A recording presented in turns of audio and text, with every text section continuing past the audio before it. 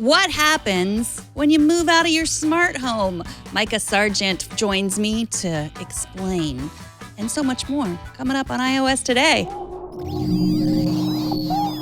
Netcasts you love. From people you trust. This is Twit. This episode of iOS Today is brought to you by Grammarly. Grammarly is a communication tool that helps people improve their writing to be mistake-free, clear, and effective. Start writing confidently by going to Grammarly.com/iOS Today and get 20% off a Grammarly premium account today. And by ExpressVPN. Protect your online privacy with one click. Yes, it's that easy. For 3 extra months free with a 1-year package, go to expressvpn.com/iOS Today.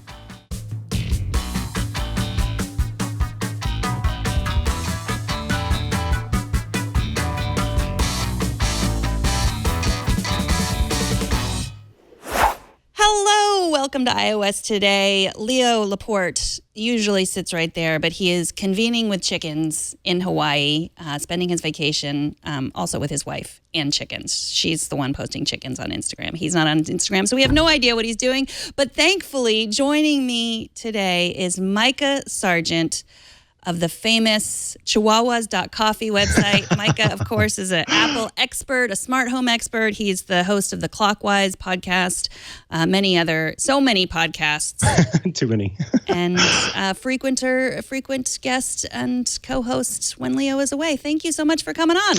Oh, thanks for having me. I'm so excited to be here to talk to you about iOS things, kind of. I don't have any chickens, which makes me sad, but I was convening with my Jigglypuff earlier today on Instagram. Oh, I removed Instagram from the front page of my smartphone. My. I know. And I deleted Twitter from my phone and Poshmark. Okay, I don't know what Poshmark is. Tell me about Poshmark. What's Poshmark? Or should I know? Is that bad? Yeah, you should know. And especially since you're moving and probably getting rid of some stuff maybe. But Poshmark is where I sell and buy clothes. It's like a reseller, and I love it. And I'm addicted to it. Okay. Because I like the idea of reusing stuff. I like the idea of when I'm done with clothes that it doesn't end up in a landfill because Goodwill didn't want it. Like someone might actually pay $2. It's not like I'm making a ton of money, but I like the idea of someone wearing my clothes, and I like the idea of wearing other people's clothes.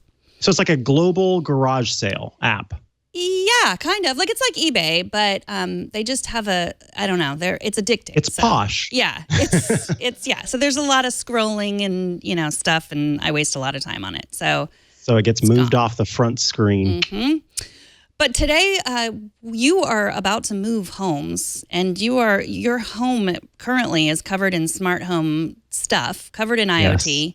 You're blanketed in IoT, and you're moving. So we thought this would be a great topic for what do you do? So let's start. Like what do you do before? Like what's the first thing you did when you thought, okay, I am moving. What am I going to do with my fancy smart home? Panicked. No.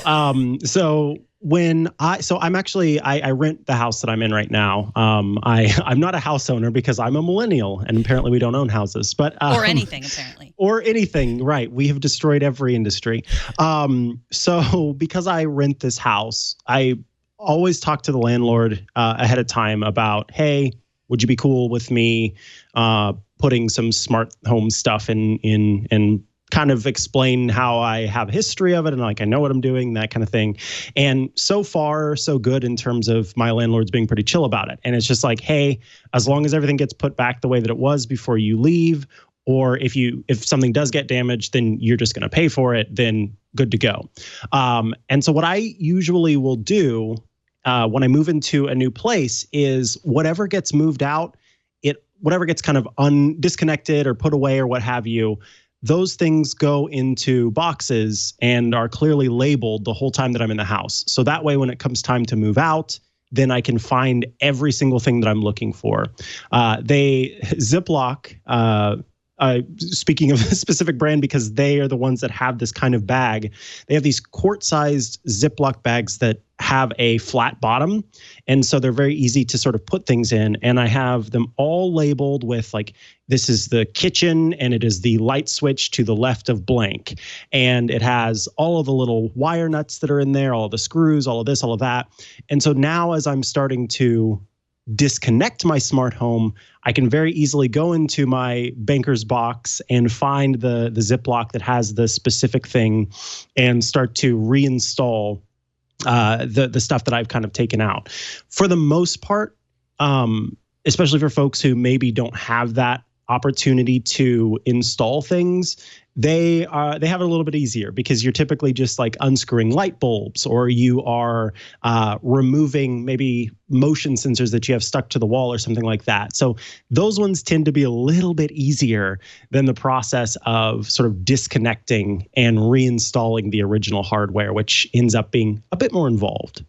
So that's a good point. So I'm an old person, so I was promised that owning a home was the answer to financial prosperity and freedom, future. Right? Yeah, that was the promise I was made. So when whenever I install something, I think about, okay, well, is this going to maybe, like if I have a Nest instead of an old thermostat, is this going to make my house worth more? So I guess there's the question: if you own the house, before you install anything, is it something that you're planning on taking with you when you sell the house, or keeping in the house? Or leaving? Yeah. And I think that that's an important consideration too, in terms of, when if you're doing for sale by owner, then that's your consideration to make on your own. If you're working with a realtor, then you would want to communicate with them about, hey, what do you think here would add value potentially before I, choose what I'm keeping here and what I'm taking out. And another consideration too is like cost benefit analysis on your time. I haven't decided yet whether or not the smart garage door opener I have is going to stay here or if I'm going to take it with me when I go, simply because of how much time it took to install it and the process involved with that. And the place that I'm moving next, I don't have as much space in terms of like, this is like because I live in a more rural place, there's a lot of space. I've got a huge yard. I've got a 2-car garage, et cetera, et cetera. The place that I'm moving is more of a city, and therefore, you don't have the garage, you don't have those kinds of things. And so I don't know the next time I will need a smart garage door opener. And so it's kind of me going, do I want to go through that process of uninstalling it all, reinstalling the original, like super old one that was here, et cetera. And so again, those are kind of things that you have to consider for both a realtor situation and for yourself as well. And regardless of whether you're doing a rental unit or you're doing one that you've bought for yourself. And so you'd have to convince your landlord, like, really, let's compare these two systems. This is much better, and I'll show you how to use it. Yeah. And you'll be happy that you have it. Exactly. And that too would be a situation where I would say, hey, maybe where you thought, you were going to knock off $50 to $100 on my security deposit. Check this out. Do you want this? I can uninstall it if you want to, but I think it's going to add value to the home whenever you decide to raise rent for the next people that move in. So that's a back and forth conversation to have as well. And it's fascinating to me too, as kind of an aside. I've noticed that the rental situation in the Midwest, and particularly in Missouri where I live, has been a lot more free and laid back than some of my friends who live in California and who live in bigger cities and things like that. And so I know that I'm kind of spoiled when it comes to that, where I can have that conversation with my landlord, and where it's kind of a one person or a family who owns a property management business versus kind of like a big company that you are, renting your home from. So I have had it easy in that sense. And I think that that's where the stuff that we're talking about and that we'll continue to talk about here almost more applies to someone who has purchased a home rather than someone who's rented a home, because I understand that not everybody has had the situation that I've lucked out to have in the few places that I've rented, where the landlord is kind of laid back about it.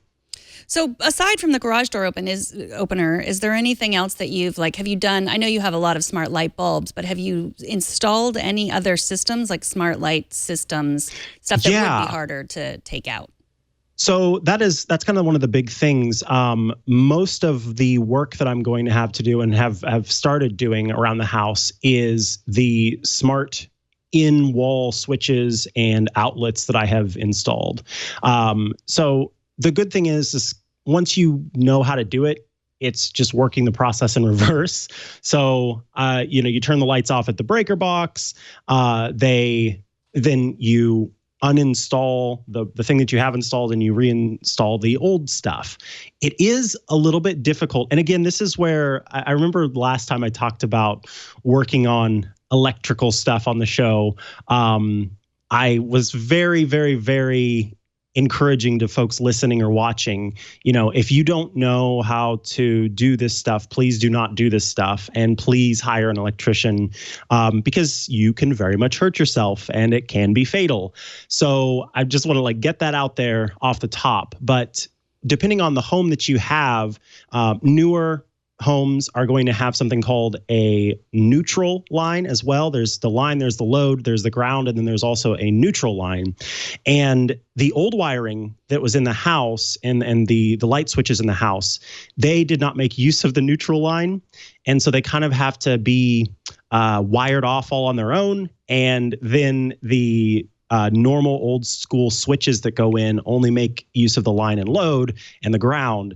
And so it can be a complicated process. And so what I'm saying there is simply one of the biggest suggestions and I don't know, things that I've come to realize is documentation and taking photographs and really laying out exactly what you did before, how it all looked before you started to set it up, and what you need it to look like kind of after you're done. And that works for the thermostat that I had to take out just yesterday and sort of putting in the old one and getting that ready. And, one of the things that I've come to realize is you kind of have to get to a point where you just decide that you're going to live in a dumb home, as it were. I kept wanting to put it off until the last minute because I'm so happy to live in my smart home and have everything turn on whenever I need it to and be able to control different stuff. And I realized that I didn't want to be scrambling the last week that I'm in this home trying to get everything uninstalled because it's time to go. And for that, I just get a few more weeks of convenience.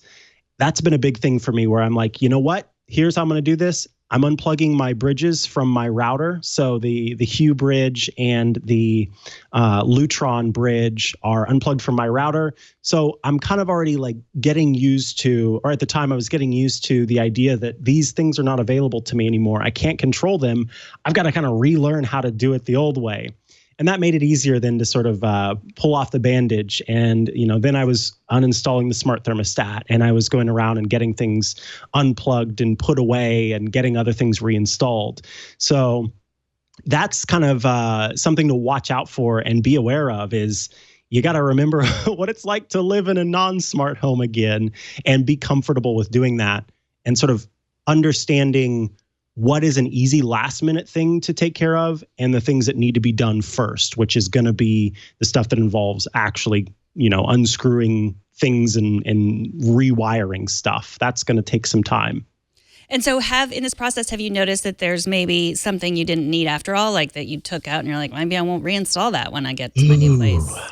That is a really good question. For the most part, I would say that the things that the things that I would maybe not use are very convenient to uninstall. And so the light strips that I have around the house, I really, really want to smart light strips, but ultimately they're not functional enough for me. I want a light to provide enough color, or not color, but brightness. And I want it to actually light up a room and do more than just paint a wall with color. I have posters and signs and things for that, or literal paint. And so for me, light strips are just kind of not convenient. So that was one of the first things that I actually unplugged. The one that's behind me, it's quite literally fastened to the back of the dresser, so it had nowhere to go. And I just plugged it back in before we started. But I have some running on the back of my televisions as bias lighting, and I didn't really ever turn them on anyway. So those, I think, may not have a future in my smart home. It's certainly not something that, I would actively go out and buy. But the rest of it really, the most inconvenient things are like the Eve light switch that I have installed in my office. And inconvenient, I mean, in the sense of removing it, of uninstalling it. And I love those light switches because what they do for me is they let me keep the existing lighting that's in the home and just make the on and off process smart. So in each of the bedrooms that are in my home, and this office is technically a bedroom, there is a fan and light fixture that has 4 lights in it.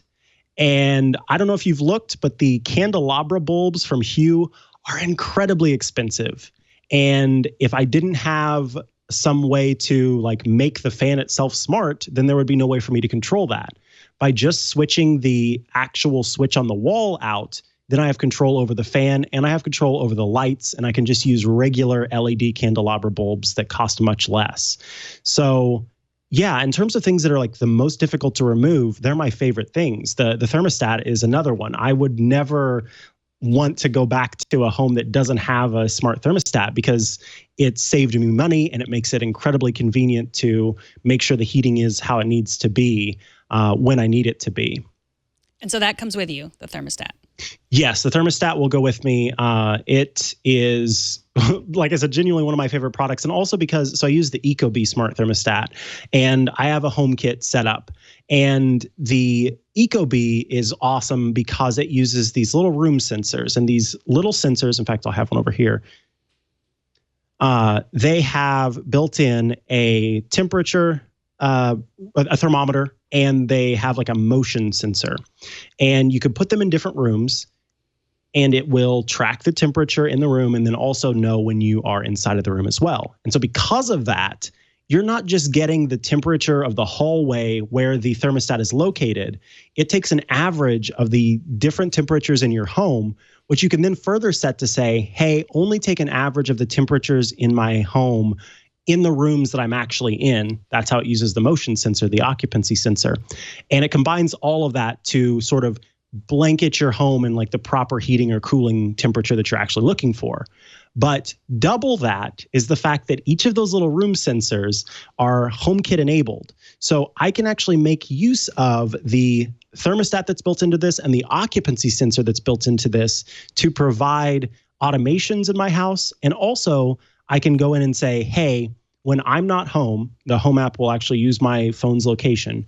When I'm not home, if the sensor in my office detects movement, let me know about it. And that way I can know, hey, there's somebody moving around my office and my dogs can't get into my office because I have a baby gate up for my office. So that, worries me. There might be somebody in my home, then I can check on the cameras. So yeah, again, super convenient and too awesome. And that's where, like I said, the garage door opener, it's cool to be able to talk to the person who's, or the thing whose name I can't say because there's a HomePod behind me, and say, open up my garage door. But that's kind of all it is. It's cool. It's somewhat convenient, but the work that it took to install it and the work that it would take to uninstall it, I'm way too, I got to check my privilege there, but it's just like, that is a nightmare to me. That's been one of those things where I would rather not only do my own dishes, but like walk around the neighborhood and do everybody's dishes in the neighborhood, then start the project that is uninstalling that garage door opener. It's like that last thing on your to-do list where you've done every single thing on your chore list. You've offered to do your mom's chores for her. You've done everybody's everything. And then it's like, okay, finally, I guess I'll do this. I don't know if I want to do it. So we'll see. We'll see if that goes with me or not. I don't know. Stay posted on my Instagram. Okay, I will. If you need me to talk to the landlord, just let me know. Yeah, that'd be great. Hi, I need you to talk to my landlord, please, Megan. This is a whole ordeal. I want to talk quickly. Something that I think is going to be relatable to everyone would be light bulbs. I think one of the first smart gadgets that people tend to get are light bulbs. And the simplest thing you can do, they sell them in a lot of places. I go to like a local department store and there's like always the boxing storage moving section. And they sell these fantastic containers that are sort of like a grid pattern box. And they come with little plastic or styrofoam sleeves. And they're typically for your glassware. You put your cups and things in them. They are an excellent way to easily organize and store your smart bulbs. I've got a smart bulbs that all need a place to go. I don't like to keep the original packaging for them because it takes up so much space. And having one box, regular banker's box size location where I can just slip those bad boys in there and put a lid on it, and I know that they're not going to break, I know they're safely stored, is very handy. So if you've got a lot of bulbs in your house, consider getting one of those really handy containers for glassware whenever you're moving, and you'll have all of them right in one place, and you can figure out where you want them in your new home. That's such a great idea. I was thinking also maybe those things that you store ornaments in. Yes, ornaments is another fantastic idea. And here's another one. So I just removed my one of my cameras that I have, and by the way, the Logitech Circle Cam is one of my favorite HomeKit devices as well. That's an outdoor camera? This one is indoor, and what I love about it, it's kind of got some paint dust on it, but this comes with an attachment that lets you stick it on the inside of your window, and then this clicks on, and so you can have it looking outside of your house, but you don't have to mount it actually literally outside. So it works as an outdoor facing camera without actually having to be outdoors. Now, Logi Circle does have an outdoor version, so you can get that instead, but this one was great that I bought that little window mount and used that. But the thing that I want to give you a tip about, a lot of people already know about these. I would love it if Santa would just stuff my stocking with literally just Velcro ties. I would put them on everything. I would wear them as jewelry if I could, if I had enough. I love Velcro ties. I have them on all of the wires, on all of the things in my home, but they make it very, very, very simple to quickly and easily kind of store the long wires that typically come with these cameras, unless you have a wireless version. So that's been a very handy thing. A lot of the gadgets that I have, the room sensors and things like that, have power adapters. And so that makes it easy to sort of wrap it up and tuck it away and make it easy for packing and storing. So it's been a long time since I rented a place. Did you save all the light bulbs that you took out? Like, are you... Yep. Oh, you saved all of them and you're just putting them back. Yeah. So that's one of the things too, for me, it's weird because the smart garage door opener is a very expensive thing. So there's literally no logic to this whole situation that I have about what's convenient and what's not. There's no place in my heart that allows me to give up my beautiful LED bulbs. I love LED bulbs, whether they're smart or they're not. I like the energy saving, the brightness, the way that you can have one of those little lamps from Target that cost you like $10, and it's, so cute about only being able to put like a 40-watt incandescent bulb in. You pop an LED light in there, and suddenly you've got like 1,000 lumens of brightness, and you aren't using a bunch of energy. I love LED bulbs, so I guess also those should go in my stocking. But the point is, when I moved in, the landlord had used compact fluorescent bulbs, which I hate, first of all, for many reasons. But the warm-up period, the fact that they're not as good as LED bulbs, and that some of them, you've got to recycle them in the right way. So when I saw the CFL bulbs, I'm like, no, as long as I live here, they're going to be LED bulbs and everything, whether they're smart or they're not. So I have, alongside the box that has the little Ziploc storage bags in it that has the different hardware for the switches and things, I've got a box that is actually the kind of the box I talked about earlier with the grid squares, and it's all of the lights, and they're all labeled to where they go in the house, because both of the bathrooms, the vanity mirror has had 4 or 5 lights across the top, and those were all CFL bulbs. All of the candelabra bulbs in, like I said, those 3 fan fixtures were incandescent, which, like, are we living in 1930? I don't know. That's probably so inaccurate, and I'm sorry, historians friends. I said a bad thing, I'm sure. But anyway, who uses incandescent? Are we serious? So I immediately switched those out. But yeah, I'm not giving up my beautiful, lovely, wonderful LED bulbs. So those sapping energy hogs are going right back in there when I move out. But that will be a last day project because that's a super simple thing to just swap mine out, swap those in, and move on. And so I know you talked about how you don't want to physically disconnect from the garage door opener. How do you disconnect virtually? How do you disconnect from your IoT devices so you're not still opening the garage door in your new place to your old place? Yeah, so this is a big thing too, because one of the things as you know, leading up to this episode, I was kind of thinking about other tips to discuss here. And I think something that people need to keep in mind are a lot of these video camera manufacturers, the way that they're making money on their smart cameras is by doing some sort of subscription service. And so if you pay for the monthly subscription service, then you get more, you get to see more of the video. You know, you can log on, you can see 24 hours, 7 days a week footage of the male person walking past your house, or the dog, you know, going in your yard, even though it's not your dog.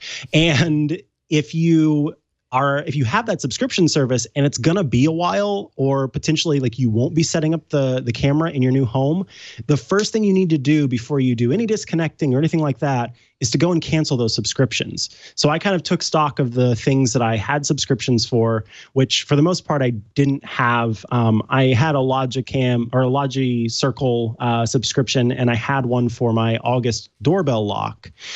So those were canceled, and while I'm still living here and while the August doorbell cam is one that I have not undone yet because that's going to be another project. So I'm just not going to have those extra features. But you don't want to be in transit or moving into a new place where maybe you won't be using it and you're still getting charged for it. So start there. After that, you can decide, do I want to remove my account completely from individual services? So some of these, you might have, accounts set up with the, I'm trying to think of one like Ecobee. You might have an account set up with them as well as however you have it set up with your HomeKit home. And so do you want to keep that account? Do you sort of want to keep things going there? Keep in mind that some services will send you notifications when things are disconnected. So I kept getting stupid emails from Nest, and I was getting emails from August and push notifications from August at first. So it was just a reminder, I can shut those off. I don't need to know that the thing's disconnected because I chose to do so. And then once you've done that, your last step is to remove it. If you're using HomeKit or you're using the Amazon Echo or you're using one of those, then you can remove it from those. And again, this is kind of all a choice because you have to think about how you have things set up now. I've got office, I've got master bedroom, I've got guest bedroom, I've got living room, dining room, kitchen, garage, backyard, front yard, hallway, bathroom, guest bathroom. These are all different rooms in my smart home setup.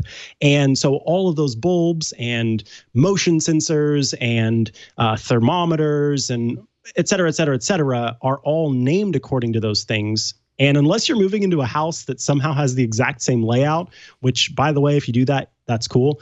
If you don't have the same layout, then you're going to need to change the names of everything anyway. So I find and have found it kind of therapeutic and refreshing to just completely remove everything. And that way I can start fresh whenever I get it set up in my new place. And on top of that, I have not used really any of the Echo commands in a long time because I am one to make a lot of changes to my smart home and sort of rearrange things, and renaming and reconnecting to the Echo is kind of a complicated process.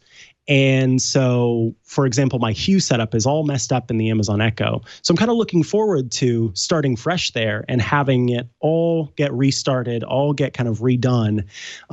So the simple kind of step-by-step process is to cancel your subscription services.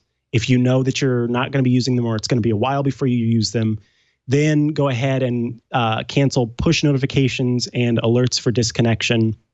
and then decide if you want to keep or remove the accounts from the third parties that make those devices.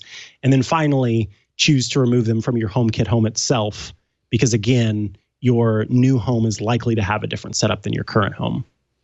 And so what do I do if I'm moving into a house that has smart home stuff in it, specifically cameras? I mean, obviously you can be connected. The lock is an important thing too, but let's say I've moved into a new home and it has all this stuff and they've said, look, oh, great, it's already equipped.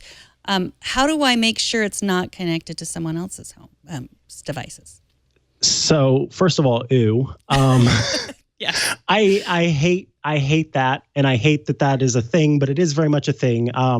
There are lots of builders groups who have started working, or who have been working for many years, but who have really, as of late, started working with different companies, including Apple and the HomeKit connectivity, to provide sort of a package that's already built in. So you move in and it's got that.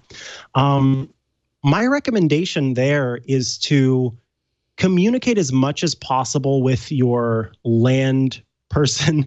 Communicate as much as possible with the person who you are like renting or buying the home from, and explain that, like, I can't understate enough how much you should not back down to the privacy concerns that you have and the requirements that you have for having access to these services.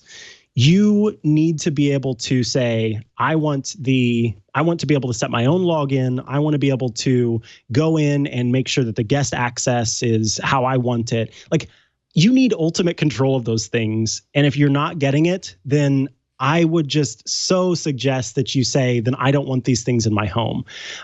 Because there's so many stories that we've seen of folks kind of being tormented by either former partners or from people they don't know who have gained access to their home through these smart gadgets, or are just like messing around with them, unlocking and locking the door because they have that power and thinking it's funny. And there's nothing more unsettling than feeling unsafe in a place where you feel you should be able to feel safe. It's a violation, and like, you deserve the right to be comfortable and at peace and feel safe in your own home. And I don't see how anyone could feel that way if they don't have utter and total control over the smart gadgets that are in their home. So I think that, you kind of really need to communicate with whoever's in charge of that and say, hey, if there are going to be cameras in here, I think that's great if I have full control over it. But if I don't, then I don't want them here. Like, I'd like to see them unplugged, and I don't want to use them. And my recommendation there too is to, depending on the brand of camera, is to study up, do the research, go to the sites. And if you don't already have the camera, so I'm thinking like, if you see a Nest in a home and you already have a Nest camera, and so you know how it works, you know what the interface looks like, that's a really handy way to sort of know, okay, I know I have full control because this looks like the one that I bought myself, that it's the same interface, I can see who has guest access, etc. But if it's some third-party Amazon camera that costs the people $15 and they thought it was going to add $10,000 to the asking price of the home, then go find that company, find the website, look up the instruction manual, and make sure you're getting deep and full access to those things, and that you have the right and the ability to set the password, set the username, set all of that stuff. That way you can feel comfortable and know that there's not somebody peeping in on those cameras. Ugh. Ugh. So we'll put links and tips in our show notes, which you can find at twit.tv/iOS. But are you working on a bigger project that, or like a piece for anyone where you're going to have all of this information collected? Yeah. So this is, if it doesn't go with my friends over at iMore, then I'm actually thinking about just kind of writing this one up myself, okay. And potentially including some images and video and things like that. So stay posted on chihuahua.coffee, CHIHUAHUA.coffee for that, because it's got links to my iMore writing and also links to my personal stuff. So you'll be able to see about that. Yeah, because it's an ongoing process and there's a lot involved, and there's a lot that, like I said, kind of comes up as you are getting ready to move to a new place and figuring out where things are going to go and how you want to sort of start the process of moving. Excellent. And we'll have a link to chihuahuas.coffee in case you have problems spelling chihuahua as I do. Yes, it is kind of a tough one. Well, I have the iPad Air 3. We're going to talk about some Apple news. But before we get to all of that, I wanted to take a second to thank Grammarly. Grammarly is the sponsor of this show. And if you write at all, and most jobs do involve some writing, I highly recommend having just a little bit of backup. I was a writing major in college, and I still make so many mistakes. We were sort of, we write so quickly, and we're trained to just not really think about it, sending so many texts. But it makes you look very unprofessional when you're sending out even emails with lots of mistakes, and you don't have to, because Grammarly can help. Grammarly is a writing assistant, and it makes you look and sound smarter.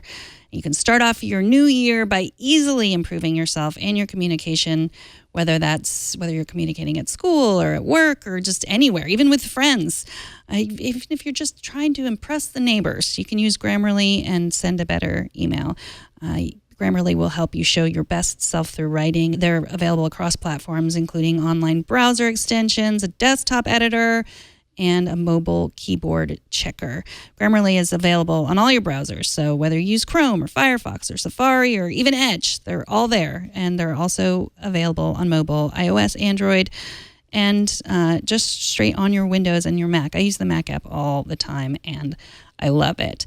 Their free product reviews, critical spelling and grammar, and then Grammarly Premium looks out for spelling, grammar, and also advanced punctuation, style within context. I use that all the time. So whether I'm trying to be more friendly, I'll put stuff that I'm writing for my blog. I'll put it in there. I want to be more friendly, but if I want to be more technical, I can just set the checker to that, and it will check according to really a different style, which is important. You can also check for conciseness. That's an issue that I have, so it's very helpful with that, and readability depending on the occasion that you're writing for. So if you write a lot of business proposals, if you write a lot of academic essays, if you write casual blogs, you might write all three and have a different style, and Grammarly will help you with that. Accomplish all your goals with help from Grammarly. You can stop all those email typos from your phone. You can't just use that like, oh, forgive me, this was my phone. I sent this from my phone. I don't care. You didn't correct your typo, and I think less of you. I'm judging you. So get Grammarly so I don't judge you. You can polish your resume and get a new job.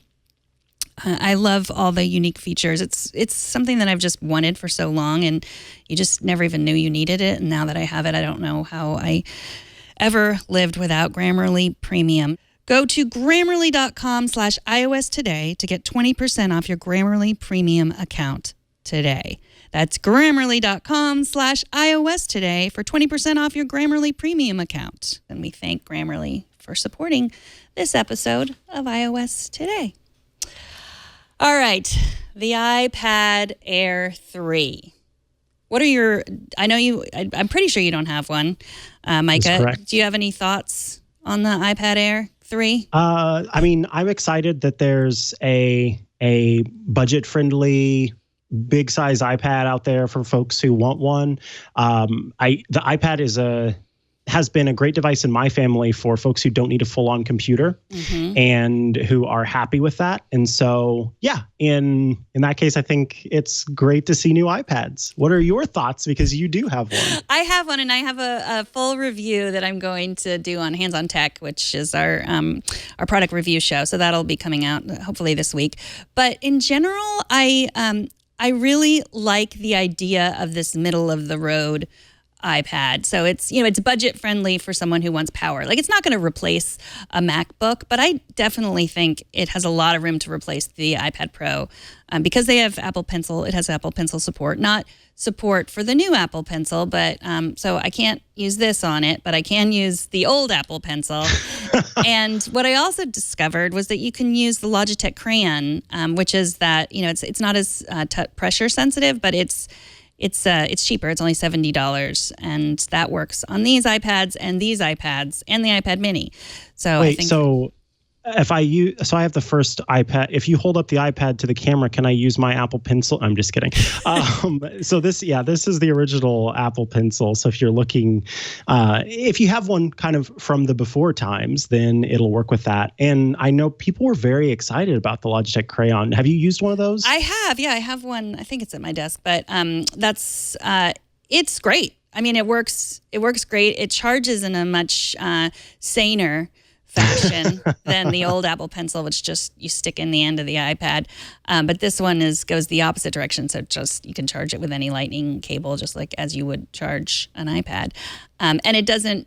I'm not a huge fan of the way the new Apple Pencil charges, this magnetic charging, because I think it sucks a little power from the iPad, this one. And I have a case now that keeps it in a little bit, and I can also put it here. And this is the Zag case, which I love, the Zag keyboard case. But other than before that, it was just sort of falling out, and that wasn't great. Now, does it charge down there? No, it doesn't charge down here. Okay. But it's at 100%, so it doesn't really need to charge down there. So, so you can keep it in there so it doesn't fall out or it doesn't suck battery out of your iPad. I never minded bezels. So like these, there's no big bezels on the iPad Pro, but they're, that you get bezels. You go back to the days of bezels. And of course, Touch ID, no Face ID on this. But those, I mean, if you're upgrading from an old iPad Air or even just the basic iPad, you don't know what it's like to have Face ID on your iPad, so you don't miss it. Yeah, I think that, again, this is, some folks were complaining kind of about how it's odd to me because not every device that Apple makes is for everyone. And I think that there is a person for every device that Apple makes. Mm-hmm. And this is for a particular, group of people who don't need the power and the extra cost of the more expensive Pro models and who are just happy kind of getting the next edition of the iPad Air, or just kind of bumping up. And so I mean, overall I think it's great in terms of adding that pencil support and you being able to use the smart keyboard. Like for me the smart keyboard is the realization of the iPad. And again, I say for me because that took what was once kind of a device just for consumption for me, but I very much enjoyed, and turned it into a device that I can actually like use and walk around with and get things done on. And so if we can have this iPad Air that does all of those things as well, and also provides folks with, an ability to express themselves artistically with the pencil, it's all good. It's all great. And it might not be for you, but there is somebody out there that it is good for. And so I'm happy that it exists at that $499 price point. I am too. So look for my full review on that. And so let's get to some news. Netflix over the weekend, it became clear in their consumer, their support that they were no longer going to support AirPlay. So you could no longer AirPlay your Netflix from your iPad or your iPhone to an Apple TV, or to, I guess, anything that you would AirPlay to. There are lots of new TVs that aren't Apple TVs that are going to support AirPlay, but not with Netflix. Thoughts? Yeah. So at first I was kind of like, ugh, because this is kind of an ongoing thing with Netflix and Apple. Netflix came out very publicly right before Apple's event and said, we are not going to be part of the new Apple TV app and the new stuff that Apple is doing. And we're not into it. We don't dig it, etc. And then the event took place and that was the case. And then Netflix is now saying that AirPlay is not, they're not supporting AirPlay. So at first it did feel a little gross, I guess is the right word, where I felt that it was, kind of a retaliation thing. But when I started to think about it, I mean, Megan, have you ever AirPlayed Netflix from your phone or your iPad to your Apple TV? I haven't, because I subscribe to Netflix on my Apple TV, so I would. Yeah. But my Apple TV, I used to always say, it's my Netflix box. Yeah. And in recent months, it's become more than that. There are a few other services that I use, but for the most part, I'm watching stuff from Netflix. It's a Netflix box already, so I don't need it to AirPlay. I understand, overall, like it stinks that there are not as many options available as one would like. And so I understand the frustration there, but I have to wonder how much of the frustration that takes place, particularly sort of in our little sector of the internet, is just kind of a reactionary grumble. And that is maybe the name of my next band, Reactionary Grumble. That's good. A reactionary grumble just for the sake of reacting to it.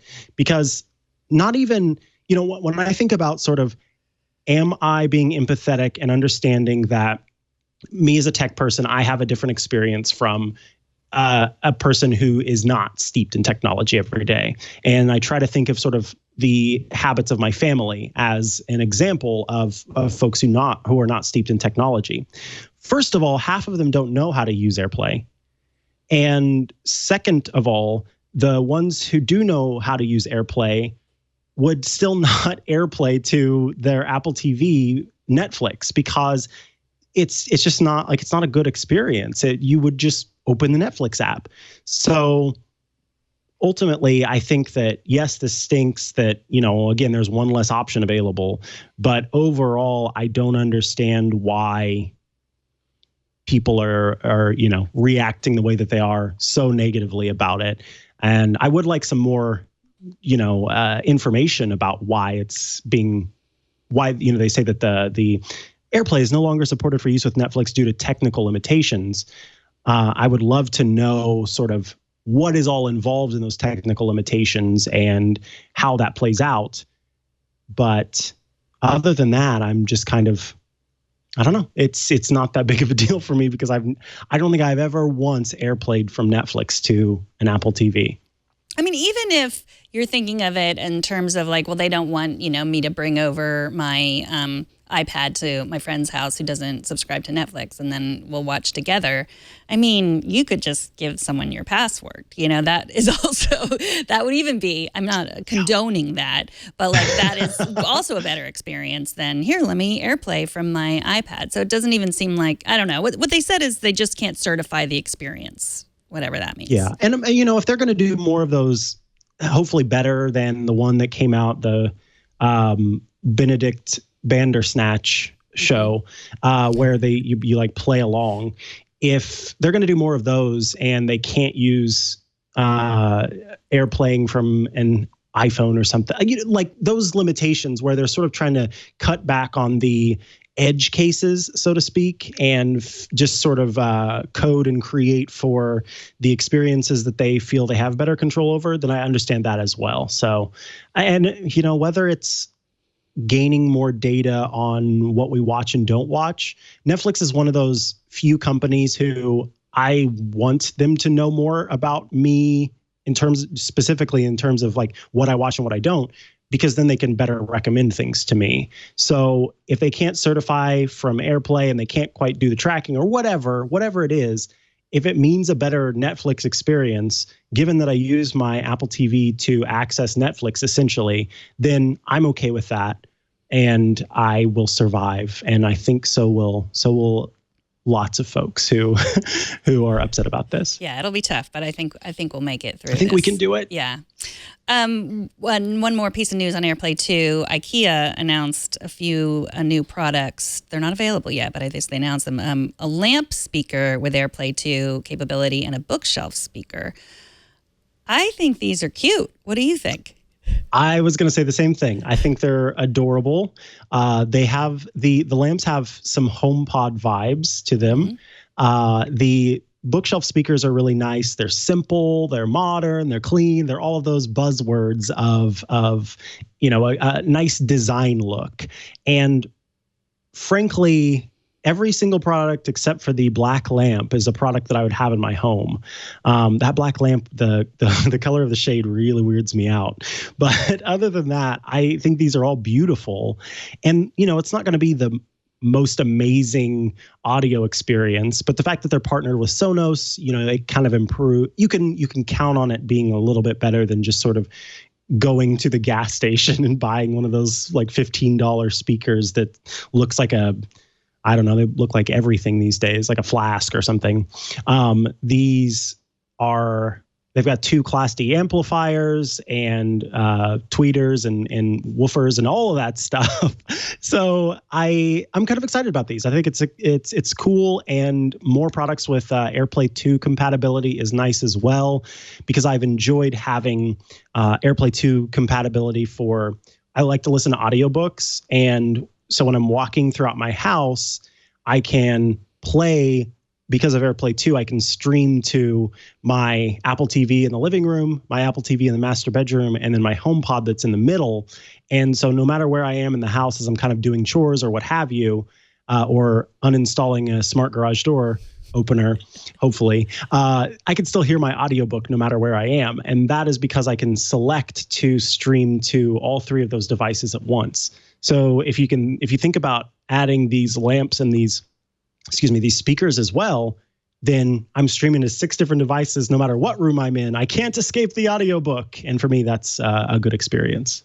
Yeah, and if you already have Sonos, that is also a good experience. Yeah, so $179 for the lamp speaker and $99 for the bookshelf speaker. So, I think those are really good prices too. Yeah. We have some feedback, but before we get to that, I want to clear something up because I think I wasn't clear about, there's some chat room chatter about charging the Apple Pencil that I wanted to be clear.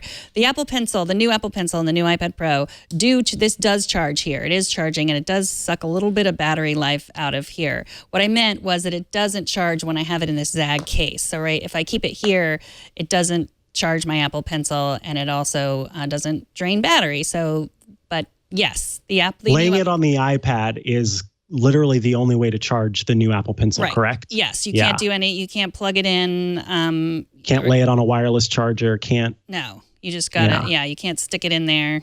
Like you can, but I wouldn't recommend it. It's not going to charge it. Right. Yeah. So just, sorry, I was unclear about that, but we got some I heard if you rub it back and forth between your fingers, that will also charge it, right? Mm-hmm.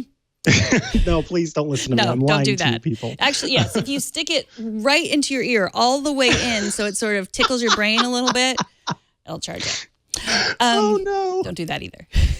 Okay, so a couple weeks ago, I got an email from Ramona, and she was going on vacation to New Zealand. And I was not here last week, and Jason Snell sat in for me and Leo, and they chatted about whether Ramona wanted to she was going to New Zealand, and she wanted to get a local SIM when she was there because Verizon was going to charge her a crazy amount for an international plan, and she knew the local SIM was going to be cheaper. And they debated and said, you just really need to convince Verizon that, because she was afraid her phone was not unlocked. But it was unlocked, and she went into, I have good news, she went into the Verizon store and said, can I use a local SIM? And she said at first they were like, and then they were like, yes, you can. So just a lesson, like if you don't get the right answer from a store, call on the phone. If you don't get the right answer from the call, go back in the store. Yeah, I mean, just like a quick little anecdote there. My partner went to Australia, and he was there for 3 or 4 months. And before he left, he went into the AT&T store and said, "Hey, I'm about to go to Australia. What are my options on doing cell service while I'm there?" And the person there told him he needed to pay off his device and have it unlocked if he wanted to be able to use his phone while he was over in Australia. And that seemed like that would be the best way to do it. And while he was there, he would, buy a SIM at a grocery store or whatever. And I trusted that the person at the AT&T store was right about that, and that there was no like international AT&T plan for Australia is what I was told, like through the grapevine. And so I was like, oh, okay, well that kind of stinks, but here's, that makes sense, then buy a card while you're over there. So he ended up spending a bunch of money to pay off the rest of his iPhone 10 and then used a service over there while he was over there. And I just so happened, I was like, I don't know about that. So I looked it up, and AT&T has a service for Australia that would have ended up saving him money in the long run.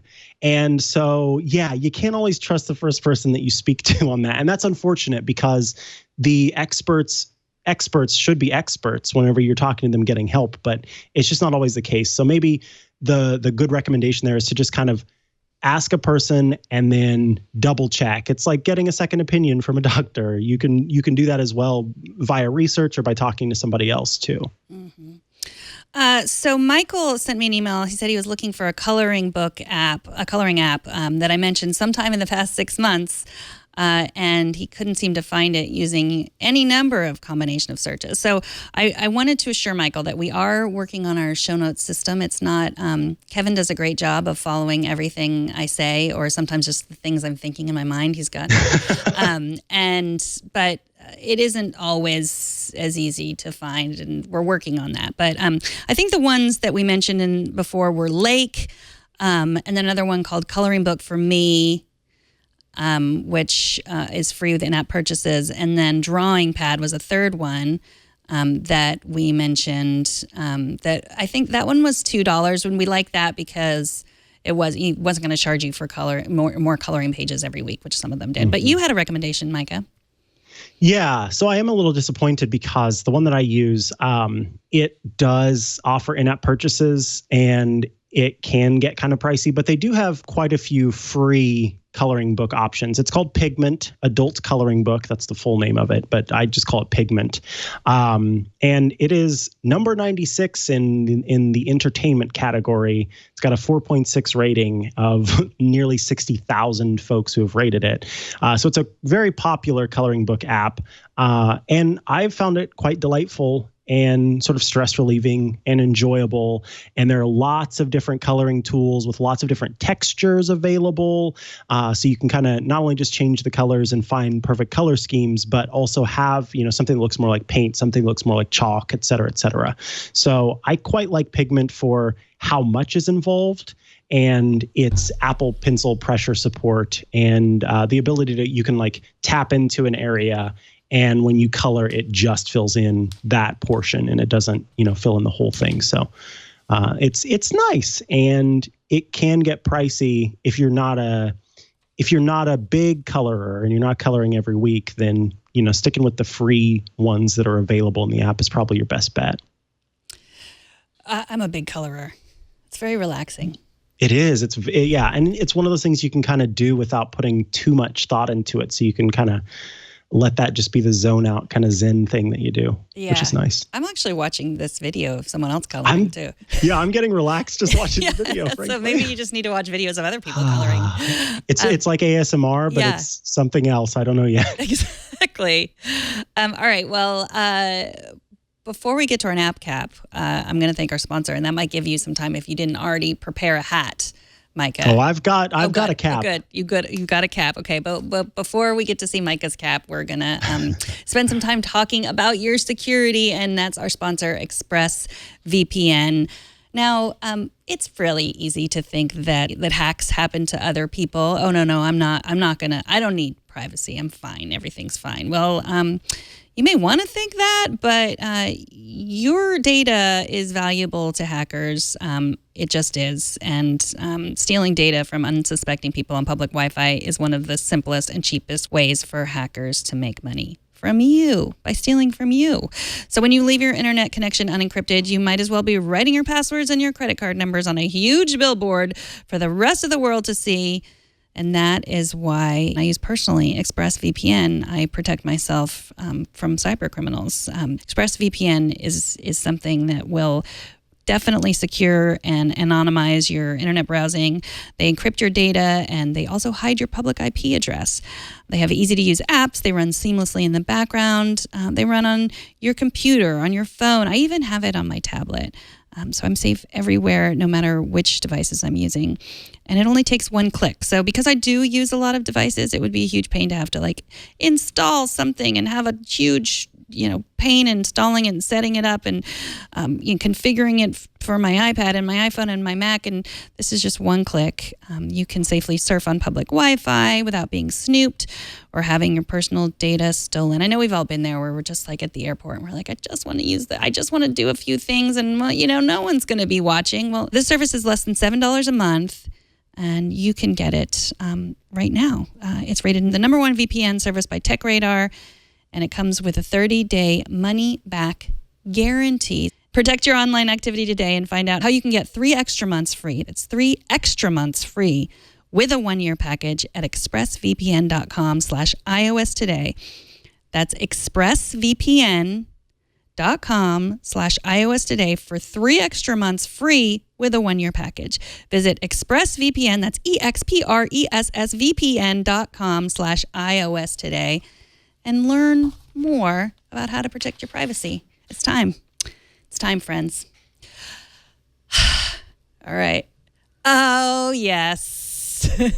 My second wig for the show. I don't know. That might be better than the first wig, especially because, so I should have put my hat on first, because yours is much more exciting, but I'm not sure. I guess this is how mine goes. Nice. That's beautiful. Have you ever grown your hair like that? So my dad used to have dreads, and he ended up cutting his off, sadly. And those are them? I wish. But I've thought about it. So like an aside, my dad is black and my mom is white. So I have like a mixed texture hair.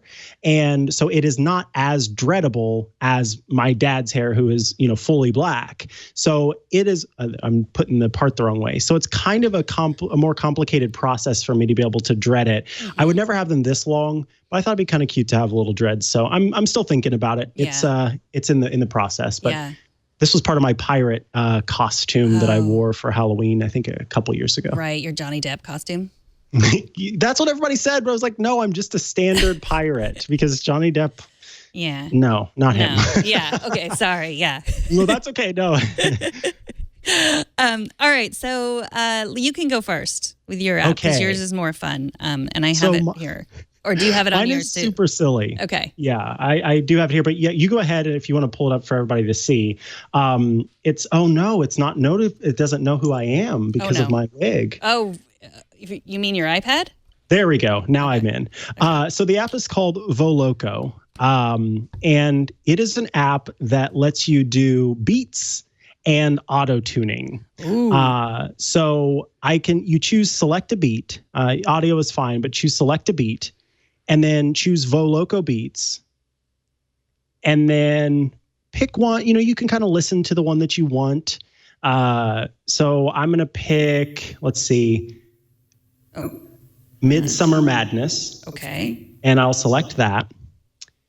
And then they say it's best with headphones, and it genuinely is because it can't hear you. It can't repeat the hearing process. Oh, go ahead and click start at the bottom there. Okay, wait. I didn't pick what you picked. I picked. Oh, that's okay. Let's see. You can choose a different one. Yeah. Midsummer Madness. Yeah, I think that was what mine was called, Midsummer Madness. Uh-oh. Can I search? No. Is it alphabetical? Mine was just on the hot tracks.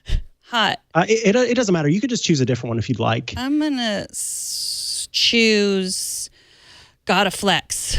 All right. Yes. So, yeah. Okay, wait, am I not? Nice I'm listening to it. Okay, so select. Yeah, go ahead and click select. Select. Okay. And then, perfect. So here at the bottom, you'll see there's key, there's effect, there's mix, and there's mastering. So if you tap on key, go ahead and choose blues. Okay. And then under effect, hard tune is the best one, I feel. Oh yeah, sorry. Once you pop out of scale, go to effect. Hard tune is the best for this fun thing that we're going to do. Okay. But there are lots of different options, and some are kind of under the pay to play kind of thing. And then under mix, go ahead and turn off vocal monitor since you're not wearing headphones currently. Oh, sorry. Go ahead and hit the arrow down button. And then under mix, turn off vocal monitor at the top there. And then go ahead and hit the arrow down button. And then now we'll tap the red record button. and go ahead and just like start singing as you're listening to that beat. Whatever you want to say. Okay. You could even just speak something if you want to. But I was going to sing, all the single ladies, all the single ladies, all the single ladies, all the single ladies. Okay. Okay, and then hit stop. Okay. And then now. Oh, wait, is it? Okay. Oh, was I already recording? I was going to sing, all the single ladies, all the single ladies, all the single ladies, all the single ladies. I sound really good. Isn't that beautiful and gorgeous and wonderful? I'm pretty sure that was Beyonce singing just then. So, Holy moly. Bow down, friends, because we can't say that word. That's I'm going to save. I could save and share. Save that track. You need to send that to, what's his name? One of the people that runs a record company. Yeah, send that to that person. Exactly. Oh, and I could do video too? Yeah, so the video lets you, I haven't experimented a whole lot with the video, but with the free to play, it's just like a Voloco. Yeah, I guess it does now let you do actual video. All the single ladies. All the single ladies. So what I found this to be great for is just annoying your friends and family with auto-tuned music. Oh, yeah. I wrote a little song for my friend, one of my friends, Tori, and sent it to her. And she was like, I have no idea what just happened. And then I sang a song for my partner. And, I probably should have written a song for iOS today. And I'm sad that I didn't now. But there are just so many different options where you can kind of play around. And even if you just like want to annoy someone with a phrase that's auto-tuned, it's kind of fun. So that is Voloco, and it's, if you're actually good at singing or rapping or what have you, like with me. Yes, exactly. Like the wonderful talent that was Megan Morrone's All the Single Ladies. Put a ring on it, then you should get this app and have some fun with it. And if you're not, still get this app and have some fun with it, because it's just goofy and silly and fun. And free. And free with in-app purchases. But I got pretty far without having to make any purchases.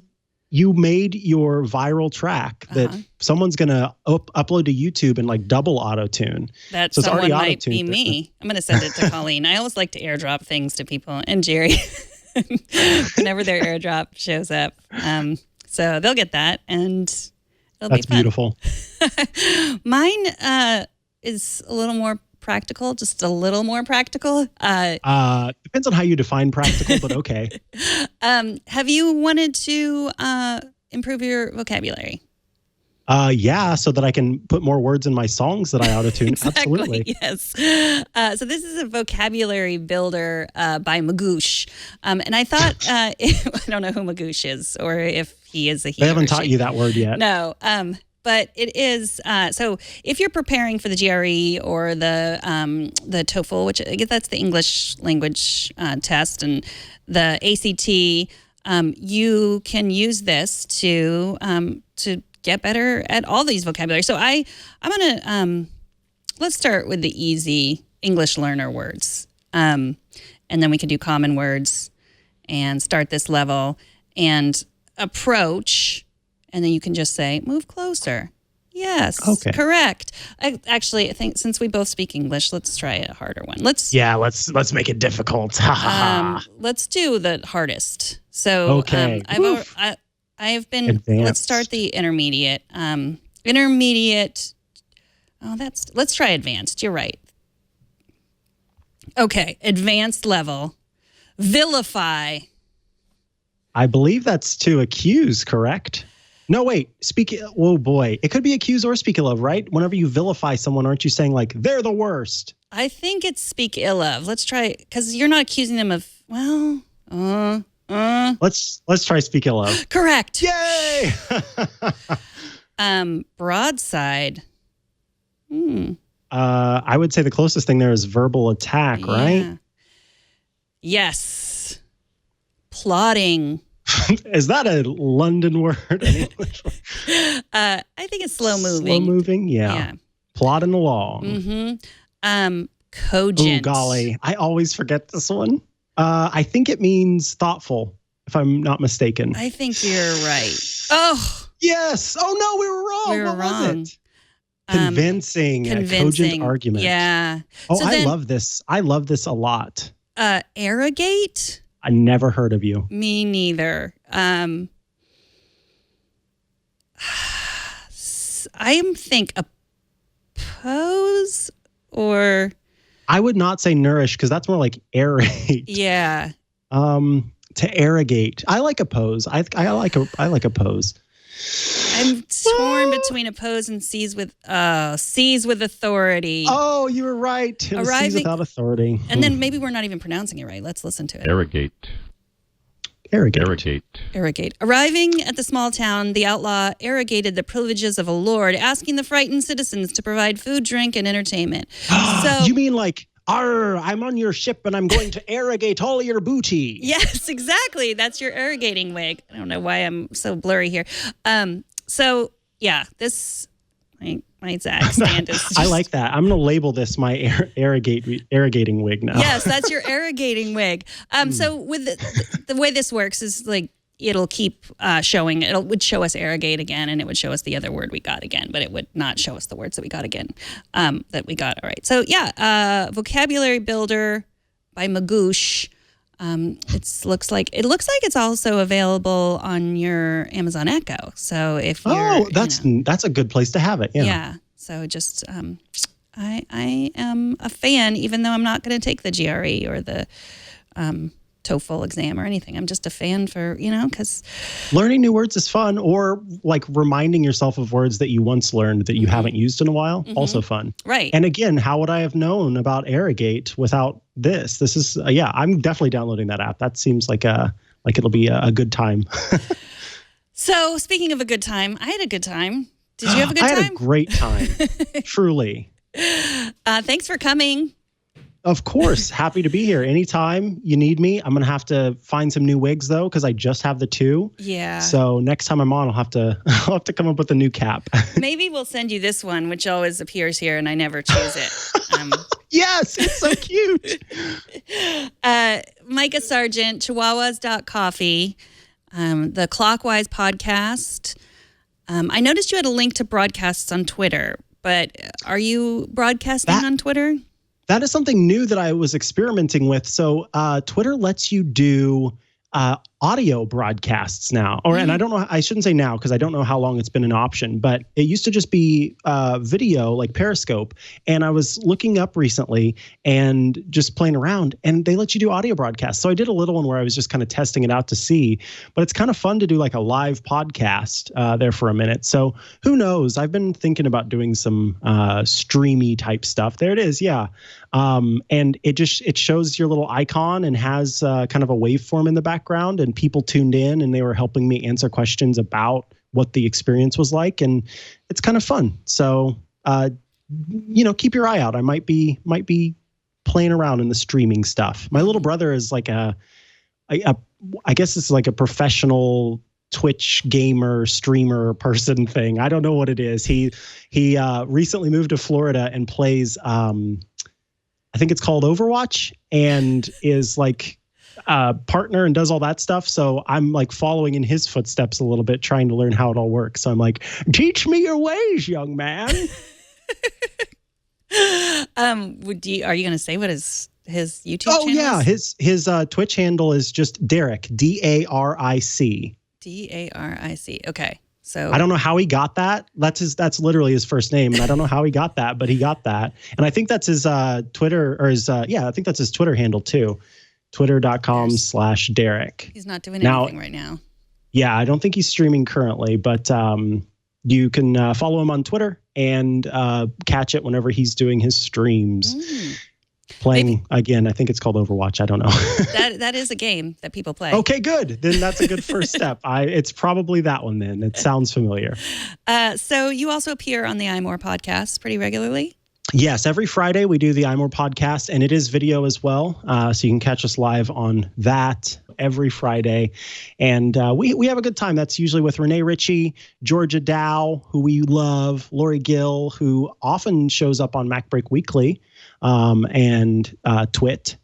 And yeah, I also do a podcast called Unhelpful Suggestions with my pal Joe Rosensteel.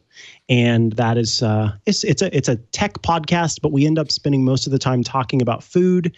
And I've recently added animal facts to the list, so there's always a new animal fact to learn. So it's a good time as well. And are you still doing a podcast with Tiffany Arment? Oh my God, yes. Somehow I manage. I think we are this Thursday. We publish every week, and this Thursday will be our 54th episode. So we've been doing it for more than a year now. It's a podcast about The Office. It's called Somehow I Manage, and it's on the Incomparable Network, which is Jason Snell's podcast network. So if you are a fan of The Office and you want a retrospective rewatch podcast, then you can check that out with me and Tiffany Arment, who does some other podcasts as well. Like I think it's called Playing for Fun with Mike Hurley of the Relay Network. Well, Mikah, thank you so much. And thank you. Thank you all. Thank you and you in our studio. We have a studio audience as well. He snuck in hi, there. Studio audience. I didn't know you were there. Hello. There he is. Oh, I see the waving. You can subscribe to iOS Today, and please do. It's important that you do. Each time you subscribe, I know which camera to look at. That's we just need more subscribers so that I can figure out which camera I'm supposed to look at, because apparently I was having some issues with that. Go to twit.tv/iOS and you can find out all the ways to subscribe, and you can subscribe to the audio, and you can subscribe to the video as well, and then you'll know when to get it. You can also watch on YouTube, and you can subscribe on YouTube as well. And you can join us live, like our friend who's here in the studio. Just go to tickets@twit.tv and you can be here. And it's nice. Tuesday's a nice day to come, because you can come and then you can see MacBreak Weekly, and then you can see Security Now. And it's a full day. If you want to check out our show notes that we're working on, go to twit.tv/iOS, and that you can find all the links of everything that we talked about. And email me, I'm Megan@twit.tv. I love to get your emails and love to get your videos. So thank you so much. And thank you, Mikah. Thank you, Megan. See you next week on iOS Today.